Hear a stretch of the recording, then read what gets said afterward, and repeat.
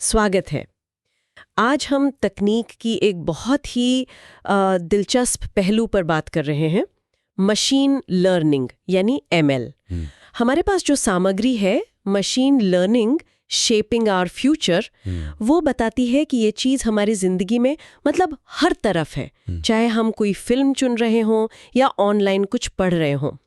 तो चलिए इस सामग्री के आधार पर ज़रा गहराई से समझते हैं कि ये एमएल आखिर है क्या चीज़। बिल्कुल। और देखिए, जैसा ये लेख भी कहते हैं, मशीन लर्निंग असल में आर्टिफिशियल इंटेलिजेंस मतलब एआई का ही एक हिस्सा है। इसका जो मूल आइडिया है वो ये कि कंप्यूटर सिस्टम्स को डेटा से खुद ही सीखने की क्षमता देना, बिना हर कदम पर उन्हें प्रोग्राम किए। अच्छा, जैसे हम इंसान सीखते हैं अपने अनुभव से? हाँ, कुछ वैसा ही। ये सिस्टम्स क्या करते हैं, वो डेटा में पैटर्न ढूंढते हैं और फिर उसके आधार पर फैसले लेते हैं या अनुमान लगाते हैं। और ये जरूरी क्यों है? मतलब इसका फायदा क्या है? सामग्री कुछ बताती है इस बारे में? हाँ, कई कारण बताए गए हैं। एक तो ये जो दोहराव वाले काम होते हैं ना, उन्हें ऑटोमेट कर देता है, तो इससे कुशलता बढ़ती है, रफ्तार बढ़ती है। फिर जहां बहुत सारा डेटा हो, वहां ये बड़ी तेजी से उसका विश्लेषण करके बेहतर निर्णय लेने में मदद करता है। जैसे? कोई उदाहरण है सामग्री में? बिल्कुल, स्वास्थ्य सेवा का जिक्र है। कैसे एमएल पारंपरिक तरीकों से ज्यादा सटीकता से या शायद जल्दी बीमारियों का पता लगाने में मदद कर सकता है। इससे मरीजों के बेहतर इलाज की संभावना बनती है और ये बड़े पैमाने पर पर्सनलाइजेशन को भी मुमकिन बनाता है। हाँ, पर्सनलाइजेशन, जैसे हमारी न्यूज़ फीड या जो हमें ऑनलाइन चीजें खरीदने के सुझाव मिलते हैं। एग्जैक्टली। बिल्कुल वही, वो सब एमएल की वजह से ही होता है, जो हमारी पसंद नापसंद को समझता है। ये तो वाकई दिलचस्प है। और भविष्य पर इसके असर के बारे में क्या कहा गया है? स्वास्थ्य सेवा की बात तो हुई। स्वास्थ्य सेवा में तो ये सिर्फ निदान में ही नहीं बल्कि नई दवाएं खोजने की प्रक्रिया को भी तेज कर रहा है। फिर फाइनेंशियल सेक्टर में देखिए, ये धोखाधड़ी का पता लगाने में मदद करता है। अच्छा, कैसे? जैसे क्रेडिट कार्ड के आसमान इस्तेमाल को पकड़ना या फिर शेयर बाजार के रुझानों का अनुमान लगाना, इन सब में एमएल का इस्तेमाल हो रहा है। और परिवहन, सेल्फ ड्राइविंग कारों का भी शायद जिक्र था। जी हाँ, स्वायत्त वाहन यानी सेल्फ ड्राइविंग कारें, वो सड़कों पर सुरक्षित चलने के लिए बहुत ही जटिल एमएल एल्गोरिथम पर निर्भर करती हैं।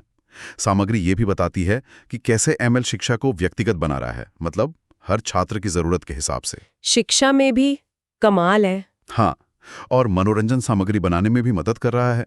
यहाँ तक कि पर्यावरण संरक्षण में भी, जैसे सैटेलाइट तस्वीरों का विश्लेषण करके ये समझने में कि जंगल कहाँ कट रहे हैं या प्रदूषण कहाँ बढ़ रहा है। वाह, मतलब स्वास्थ्य, वित्त, परिवहन, शिक्षा, मनोरंजन, पर्यावरण, लगता है शायद ही कोई क्षेत्र बचा है।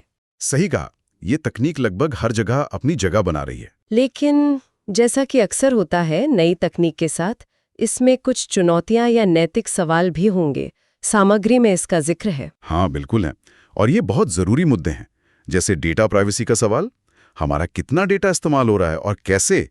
फिर एल्गोरिथम में पूर्वाग्रह यानी बायस की संभावना, अगर डेटा में ही कोई भेदभाव छुपाया तो एमएल उसे सीखकर और बढ़ा सकता है। ओह, ये तो गंभीर बात है। मतलब ये भेदभाव कर सकता है? हाँ, अनजाने में ही सही पर कर सकता है।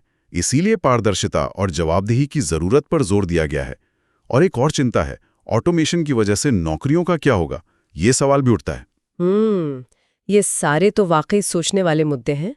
डेटा प्राइवेसी, बायस, नौकरियां। जी, तकनीक शक्तिशाली है, पर इसके साथ जिम्मेदारियां भी आती हैं। तो अगर हम इस पूरी बातचीत का सार निकालें जो हमें इन स्रोतों से मिला है, मशीन लर्निंग एक बहुत ही शक्तिशाली तकनीक है। इसमें अपार संभावनाएं हैं और ये स्वास्थ्य सेवा से लेकर मनोरंजन तक हर चीज को बदल रही है। ये इनोवेशन और एफिशिएंसी को बढ़ावा दे रही है। बिल्कुल, ये नए रास्ते खोल रही है। लेकिन साथ ही, जैसा हमने बात की, ये जरूरी नैतिक सवाल भी खड़े करती है, खासकर निष्पक्षता और गोपनीयता को लेकर। स्रोत हमें याद दिलाते हैं कि जैसे जैसे हम इस तकनीक को अपना रहे हैं, हमें इन चुनौतियों का सामना करने के लिए तैयार रहना होगा। सही कहा, हमें बहुत सोच समझकर आगे बढ़ना होगा। हाँ, और यहाँ एक विचार छोड़ते हैं सोचने के लिए, जो सीधे इन स्रोतों से ही निकलता है। अगर मशीन लर्निंग मॉडल अनजाने में हमारे डेटा में मौजूद पूर्वाग्रहों को सीख सकते हैं और उन्हें बनाए रख सकते हैं, तो हम ये कैसे सुनिश्चित कर सकते हैं कि भविष्य का निर्माण करने वाली ये प्रणालियां वाकई निष्पक्ष हों? ये एक बड़ा सवाल है।